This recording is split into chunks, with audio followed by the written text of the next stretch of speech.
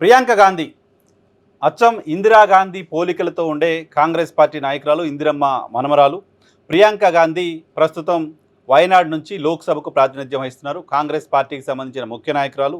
గతంలో ఆమెకు ఉత్తరప్రదేశ్కు సంబంధించిన కాంగ్రెస్ పార్టీ బాధ్యతలు ఇచ్చారు. కానీ ఉత్తరప్రదేశ్లో కాంగ్రెస్ పార్టీ ఆశించిన స్థాయిలో ఫలితాలను సాధించలేదు. బట్ కాంగ్రెస్ పార్టీ నుంచి ప్రియాంక గాంధీ, రాహుల్ కలిసి ఉత్తరప్రదేశ్లోని అనేక సమస్యలపైన పోరాటం చేయడం, అక్కడ ప్రజల దగ్గరికి వెళ్ళడం ఆకర్షించింది దేశవ్యాప్తంగా చాలామందిని.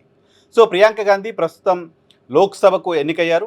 పార్లమెంట్లో ఆమె మాట్లాడుతున్నారు. ఇటీవల ఆమె పార్లమెంట్లో చేసిన ప్రసంగాలు దేశవ్యాప్తంగా చాలా ప్రజాదరణ పొందాయి. ఆమె నరేంద్ర మోదీకి, భారతీయ జనతా పార్టీ సర్కార్కి సరిగ్గా కౌంటర్ వేస్తుంది లాంటి విశ్లేషణలు కూడా వస్తున్నాయి.